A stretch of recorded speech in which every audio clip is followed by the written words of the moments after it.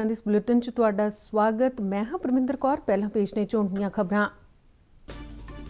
केंद्री वित्त मंत्री वालों साल 2022-23 का केंद्री बजट अज लोक सभा च पेश। सीतारमन ने कहा कि भारतीय अर्थचारा मुड़ रफ्तार फड़ रहा है। सरकार का मकसद गरीबां की समर्था च वाधा करना। 1.5 लाख डाक घरां नूं कोर बैंकिंग नाल जोड़िया जावेगा। जनवरी महीने च GST की रिकॉर्ड 1,40,000 करोड़ रुपए की वसूली हुई। विद्यार्थियों लिए ई विद्या योजना शुरू करने का ऐलान।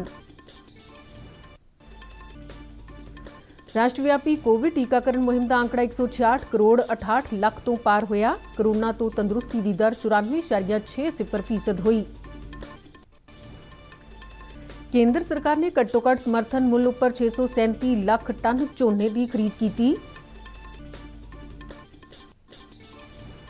पंजाब विधानसभा चोणां लई नामजदगियां दाखिल कराउण दा अज आखिरी दिन। ते हुण खबरां विस्तार नाल। साल 2022-23 ਲਈ केंद्री बजट अज लोक सभा च पेश करदे केंद्री वित्त मंत्री निर्मला सीतारमन ने कहा कि भारतीय अर्थचारा मुड़ रफ्तार फड़ रहा है। इस बजट में आउंदे 25 सालों वास्ते खाका तैयार किया गया है। प्रधानमंत्री नरेंद्र मोदी ने आर्थिक बहाली लिए आज़ादी दिवस के भाषण च जो विचार प्रगट किए सन उन्होंने अमली रूप दिता जाएगा। अमृतकाल दौरान सरकार का मंतव है कि आर्थिक वाधे के नाल गरीब ते कमजोर तबके के कल्याण लिए भी लगातार यतन किए जान। 2014 तो ही सरकार गरीबां ते होरनां तबकिਆਂ ਨੂੰ सशक्त बनाने वास्ते जोर दे रही है। अपने बजट भाषण में निर्मला सीतारमन ने कहा कि केंद्र सरकार कुदरती खेतीबाड़ी ਨੂੰ हल्लाशेरी देवेगी। 9 लाख हैक्टेयर रकबे ਨੂੰ होर सिंचाई सहूलत मुहैया करवाई जाएगी, जिस उपर 44,605 करोड़ रुपए खर्च किए जाएंगे। इस योजना हेठ 62 लाख लोगों ਨੂੰ पीण वाले साफ पानी की सहूलत भी दी जाएगी। Out the vision for India at 100. By achieving certain goals during Amritkal, our government aims to attain this vision. They are complementing the macroeconomic level growth focus with a microeconomic level all-inclusive welfare focus, promoting digital economy and fintech, technology-enabled development, energy transition and climate action, and relying on virtuous cycle starting from private investment with public capital investment, helping to crowd in private investment. प्रधानमंत्री गति शक्ति योजना नाल बुनियादी ढांचे ਨੂੰ मजबूत किया जाएगा। आउंदे 3 सालां च PM गति शक्ति नाल संबंधित 100 कार्गो टर्मिनल्स विकसित किए जाएंगे। वंदे भारत रेल गड्डियां हेठ बेहतर सहूलतां वालियां 400 नवीं गड्डियां चलाईयां जाणगियां। उन्होंने कहा कि मेक इन इंडिया प्रोग्राम हेठ 60 लाख रोजगार के मौके पैदा होंगे। उन्होंने कहा कि सरकार गरीबां की समर्था च वाधा करने लई लगातार यतनशील है। LIC का IPO जल्दी आवेगा। PME विद्या योजना हेठ एक क्लास 1 TV चैनल नाल पहली तो 12वीं जमात तक के विद्यार्थियों को मदद मिलेगी। अध्यापकों को डिजिटल टूल्स नाल जाणू करवाया जाएगा। डिजिटल यूनिवर्सिटी भी स्थापित की जाएगी। उन्होंने कहा कि साल 2022-23 दौरान योग लाभार्थियों लिए 80 लाख मकान तैयार किए जाएंगे, जिस वास्ते बजट में 48,000 करोड़ रुपए की रकम तजवीज़ की गई है। हर घर नल से जल योजना हेठ 8 करोड़ 70 लाख परिवारों को कवर किया गया। 2 लाख आंगनबाड़ी केंद्रों को मजबूत किया जाएगा। देश के 75 जिलों 75 डिजिटल बैंकिंग यूनिट्स बनाए जाएंगे। विदेश यात्रा वास्ते नागरिकों की सहूलत लिए आउंदे माली साल में ई पासपोर्ट शुरू किया जाएगा। छोटियां दरमियानियां ते सूखम सनअतां लई आउंदे 5 सालां 6,000 करोड़ रुपए का प्रोग्राम लागू किया जाएगा। ई व्हीकल को हल्लाशेरी दी जाएगी। Supplementary teaching and to build a resilient mechanism for education delivery. For this purpose, one class, one TV channel program of PM E-Vidya will be expanded from 12 to 200 TV channels. This will enable all states to provide supplementary education in regional languages for classes 1 to 12.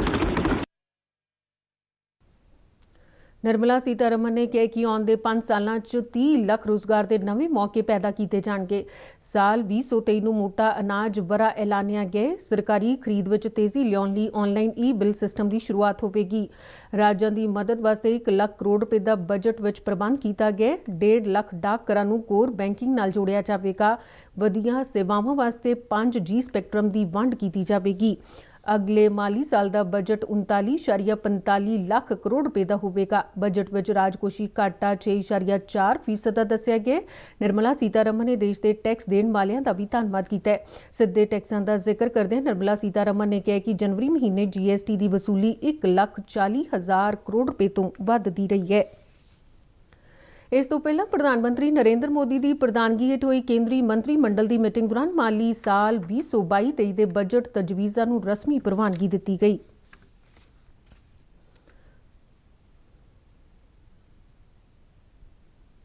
राष्ट्रव्यापी Covid टीकाकरण मुहिम तहत हुण तक 166 करोड़ 68 ਲੱਖ ਤੋਂ ਵੱਧ ਟੀਕੇ ਲਗਾਏ ਜਾ ਚੁੱਕੇ ਨੇ। बीते 24 ਘੰਟਿਆਂ ਦੌਰਾਨ 61 ਲੱਖ ਤੋਂ ਵੱਧ ਟੀਕੇ ਲਗਾਏ ਗਏ ਨੇ। ਸਿਹਤ ਮੰਤਰਾਲਾ ਮੁਤਾबिक 94 ਕਰੋੜ 17 ਲੱਖ ਨੂੰ ਪਹਿਲੀ ਡੋਜ਼ ਦਿੱਤੀ ਜਾ ਚੁੱਕੀ ਹੈ ਤੇ 71 ਕਰੋੜ 17 ਲੱਖ ਤੋਂ ਵੱਧ ਲੋਕਾਂ ਨੂੰ ਕੋਵਿਡ ਰੋਕੂ ਟੀਕੇ ਦੀਆਂ ਦੋਵੇਂ ਖੁਰਾਕਾਂ ਦਿੱਤੀਆਂ ਜਾ ਚੁੱਕੀਆਂ ਨੇ। ਹੁਣ ਤੱਕ 1 ਕਰੋੜ 24 ਲੱਖ ਇਤਿਹਾਤੀ ਖੁਰਾਕਾਂ ਵੀ ਦਿੱਤੀਆਂ ਜਾ ਚੁੱਕੀਆਂ ਨੇ। 4 ਕਰੋੜ 65 ਲੱਖ ਤੋਂ ਵੱਧ ਬੱਚਿਆਂ ਨੂੰ ਪਹਿਲੀ ਖੁਰਾਕ ਦਿੱਤੀ ਜਾ ਚੁੱਕੀ ਹੈ।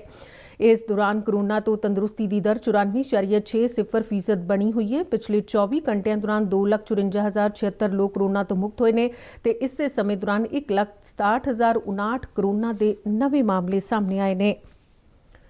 सरकार ने कहा कि 2021-22 खरीफ मार्केटिंग सीजन दौरान देश भर में 637 ਲੱਖ टन झोने की खरीद की गई है। खपतकार मामलिਆਂ मंत्रालय वालों दसिया गया कि सरकारी खरीद नाल 83 ਲੱਖ तो वध किसानों को फायदा पुज्जा ते उन्हां नूं झोने के घट्टो घट्ट समर्थन मुल वजों 1,25,000 करोड़ रुपए की अदायगी की गई है। झोने की सरकारी खरीद पंजाब, गुजरात, हरियाणा, असम, हिमाचल प्रदेश, झारखंड, उत्तर प्रदेश, उत्तराखंड, तेलंगाना, राजस्थान, केरल, तमिलनाडु, पश्चिमी बंगाल, बिहार, महाराष्ट्र, मध्य प्रदेश के होरनां राज्यां तों कीती गई है। भारत चोण कमिशन ने विधान सभा चोणां वाले 5 सूबिਆਂ 'ਚ चोण प्रचार ਲਈ रैलियां ते रोड शो ते पाबंदी ਨੂੰ 11 फरवरी तक ਵਧਾ ਦਿੱਤਾ ਹੈ। ਹੁਣ आउटडोर मीटिंगां 'ਚ 500 ਦੀ ਥਾਂ 1000 ਜਦਕਿ ਇਨਡੋਰ ਮੀਟਿੰਗਾਂ ਵਿੱਚ 300 ਦੀ ਥਾਂ 500 ਵਿਅਕਤੀ ਸ਼ਾਮਿਲ ਹੋ ਸਕਣਗੇ। ਇਸ ਦੌਰਾਨ ਰੋਡ ਸ਼ੋ, ਪੈਦਲ ਯਾਤਰਾ, ਸਾਈਕਲ, ਬਾਈਕ, ਸਕੂਟਰ ਰੈਲੀਆਂ ਤੇ ਜਲੂਸ ਤੇ ਵੀ ਰੋਕ ਨੂੰ 11 ਫਰਵਰੀ ਤੱਕ ਵਧਾਇਆ ਗਿਆ ਹੈ। ਕਮਿਸ਼ਨ ਨੇ ਘਰ ਘਰ ਜਾ ਕੇ ਚੋਣ ਪ੍ਰਚਾਰ ਕਰਨ ਦੀ ਸਮੇਂ ਸੀਮਾ 'ਚ ਵਾਧਾ ਕੀਤਾ ਤੇ 10 ਦੀ ਥਾਂ 20 ਵਿਅਕਤੀ ਪ੍ਰਚਾਰ ਵਿੱਚ ਸ਼ਾਮਿਲ ਹੋ ਸਕਣਗੇ।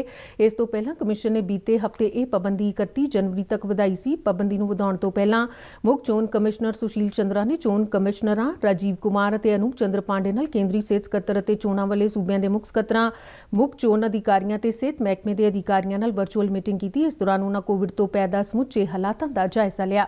ਉਨ੍ਹਾਂ ਕੋਵਿਡ ਵੈਕਸੀਨੇਸ਼ਨ ਸੰਬੰਧੀ ਵੀ ਜਾਣਕਾਰੀ ਹਾਸਲ ਕੀਤੀ।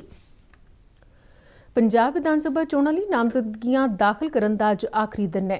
नामजदगियां दी पड़ताल 2 फरवरी नूं कीती जावेगी ते 4 फरवरी तक नामजदगियां वापस लईआं जा सकणगीआं। सूबे दे सारे 117 असैंबली हलकिआं 'ਚ वोटां 20 फरवरी नूं पाईआं जाणीआं ने अते वोटां दी गिणती 10 मार्च नूं होवेगी। ਭਾਰਤ ਦੇ ਮੰਨੇ ਪ੍ਰਮੰਨੇ ਹਾਕੀ ਗੋਲਕੀਪਰ PR ਸ਼੍ਰੀਜੇਸ਼ ਨੂੰ ਸਾਲ 2021 'ਚ ਉਹਨਾਂ ਦੇ ਬਿਹਤਰੀਨ ਪ੍ਰਦਰਸ਼ਨ ਵਾਸਤੇ world games athlete of the year ਚੁਣਿਆ ਗਿਆ। ਉਹ ਇਹ ਸਨਮਾਨ ਪਾਉਣ ਵਾਲੇ ਦੂਜੇ ਭਾਰਤੀ ਨੇ। 2020 'ਚ ਭਾਰਤੀ ਮਹਿਲਾ ਹਾਕੀ ਕਪਤਾਨ ਰਾਣੀ ਰਾਮਪਾਲ ਇਹ ਸਨਮਾਨ ਹਾਸਲ ਕਰਨ ਵਾਲੀ ਪਹਿਲੇ ਭਾਰਤੀ ਸਨ। प्रधानमंत्री नरेंद्र मोदी के परीक्षा पे चर्चा प्रोग्राम के 5वें एडिशन च भाग लैण लई रजिस्ट्रेशन हुण 3 फरवरी तक वधा दित्ती है। प्रधानमंत्री इस प्रोग्राम च विद्यार्थियों, मापियां ते अध्यापकों नाल इम्तिहानां संबंधी संवाद करते हैं।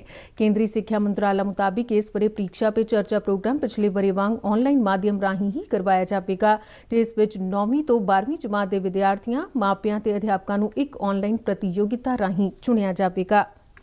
पंजाब 'ਚ पिछले कुछ दिनों तो दोपहर वेले धुप निकलण के बावजूद ठंड का जोर अजे बनिया होया। जलंधर, अमृतसर ते होरनां थावां ते तड़कसार तो ही गहरी धुंद बनी हुई है ते तरील का वातावरण बनया होया। इस कारण वाहन चालकों को दिक्कत का सामना करना पै रहा है।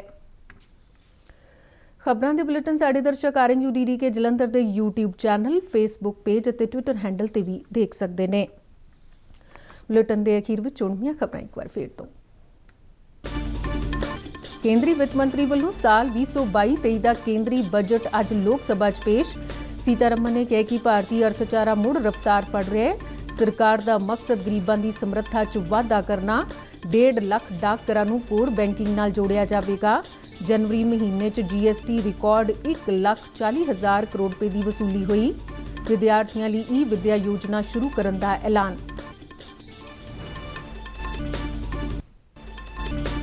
राष्ट्रव्यापी कोविड टीकाकरण मुहिम का आंकड़ा 166 करोड़ 68 लाख तो पार होया। कोरोना तो तंदुरुस्ती की दर 94.60% हुई। केंद्र सरकार ने घट्टो-घट्ट समर्थन मुल उपर 637 लाख टन झोने की खरीद की। पंजाब विधान सभा चोणां लई नामजदगियां दाखिल कराउण दा अज आखिरी दिन। इस दे नाल ही खबरां दा बुलेटिन खत्म होया।